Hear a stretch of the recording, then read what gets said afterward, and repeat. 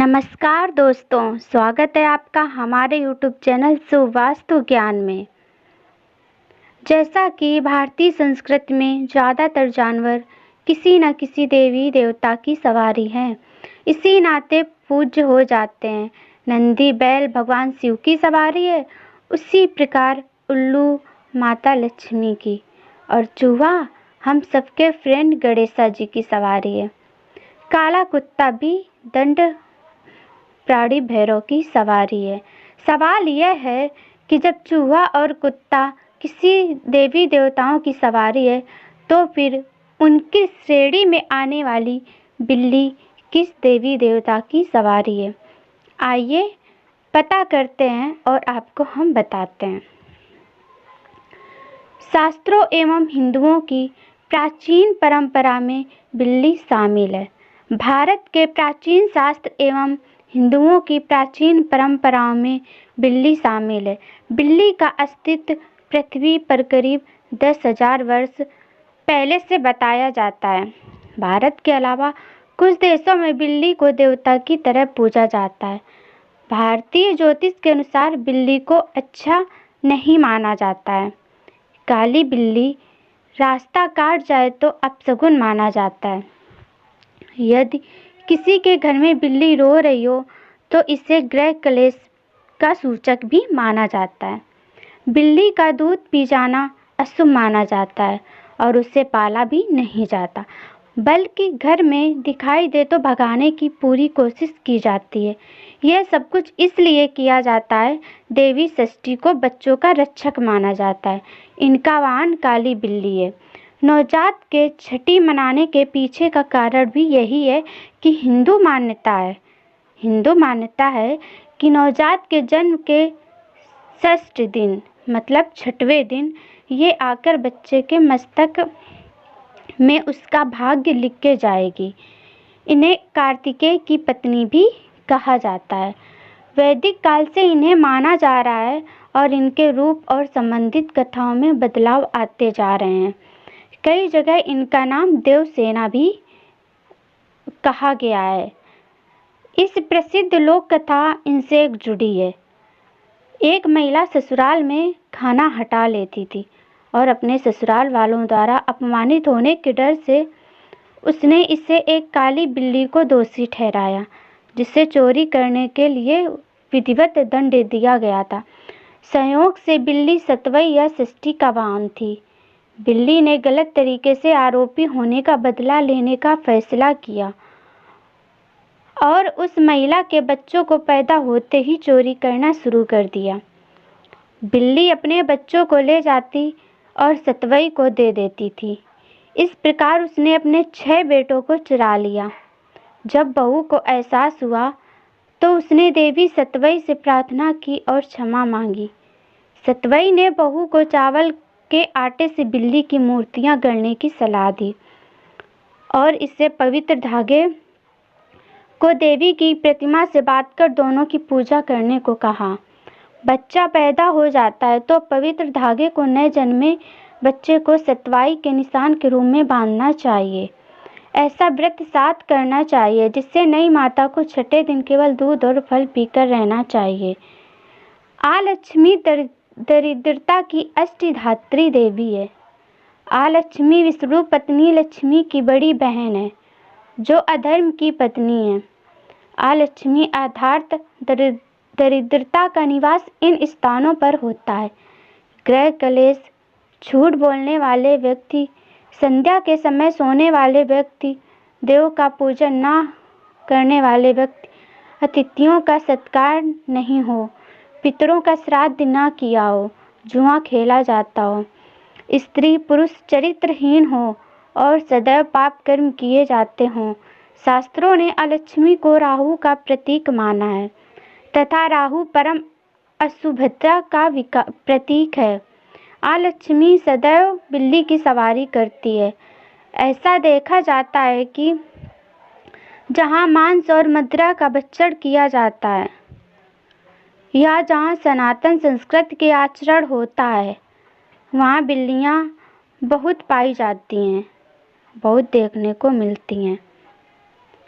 कुछ धर्मों में बिल्ली को जिन्नातों के साथ भी जोड़ा जाता है। ऐसा माना जाता है कि जहाँ बिल्ली निवास करती है वहाँ जिन और भूत प्रेत निवास करते हैं, इसलिए बिल्ली को अशुभ भी माना जाता है। उम्मीद करती हूँ आपको मेरा वीडियो अच्छा लगा होगा। अच्छा लगा हो तो लाइक, सब्सक्राइब, शेयर ज़रूर कीजिएगा। धन्यवाद। जैसा कि भारतीय संस्कृति में ज़्यादातर जानवर किसी न किसी देवी देवता की सवारी हैं, इसी नाते पूज्य हो जाते हैं। नंदी बैल भगवान शिव की सवारी है, उसी प्रकार उल्लू माता लक्ष्मी की, और चूहा हम सबके फ्रेंड गणेशा जी की सवारी है। काला कुत्ता भी दंड प्राणी भैरव की सवारी है। सवाल यह है कि जब चूहा और कुत्ता किसी देवी देवताओं की सवारी है, तो फिर उनकी श्रेणी में आने वाली बिल्ली किस देवी देवता की सवारी है? आइए पता करते हैं और आपको हम बताते हैं। शास्त्रों एवं हिंदुओं की प्राचीन परंपरा में बिल्ली शामिल है। भारत के प्राचीन शास्त्र एवं हिंदुओं की प्राचीन परंपराओं में बिल्ली शामिल है। बिल्ली का अस्तित्व पृथ्वी पर करीब 10,000 वर्ष पहले से बताया जाता है। भारत के अलावा कुछ देशों में बिल्ली को देवता की तरह पूजा जाता है। भारतीय ज्योतिष के अनुसार बिल्ली को अच्छा नहीं माना जाता है। काली बिल्ली रास्ता काट जाए तो अपशगुन माना जाता है।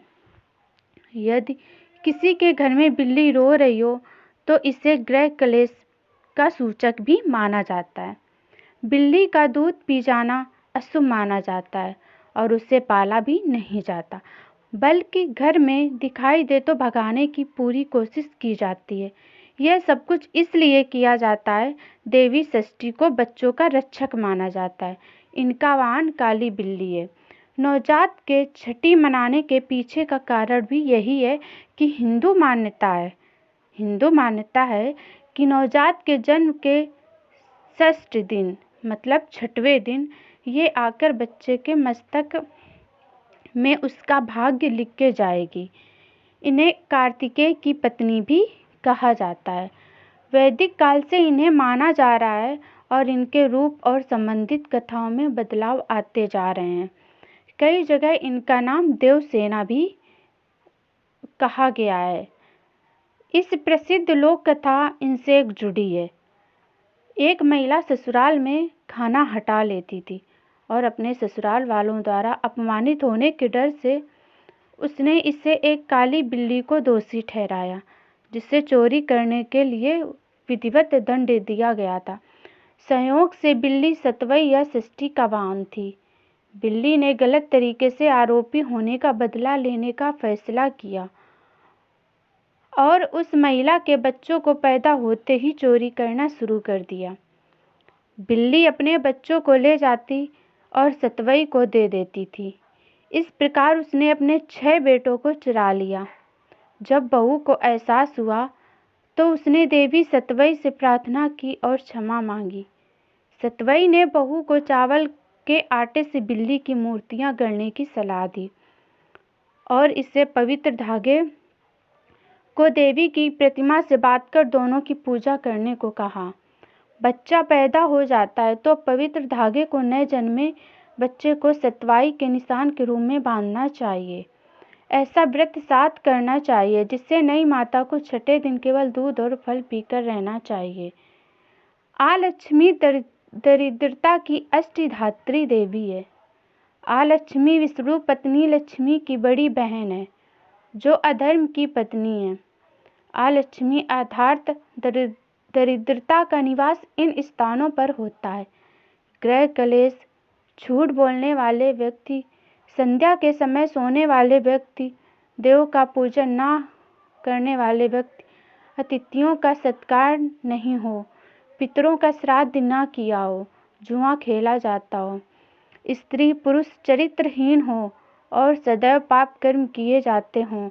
शास्त्रों ने अलक्ष्मी को राहु का प्रतीक माना है तथा राहु परम अशुभता का प्रतीक है। आलक्ष्मी सदैव बिल्ली की सवारी करती है।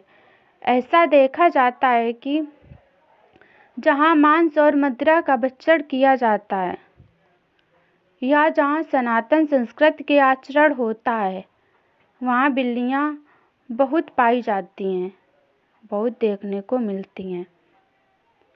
कुछ धर्मों में बिल्ली को जिन्नातों के साथ भी जोड़ा जाता है।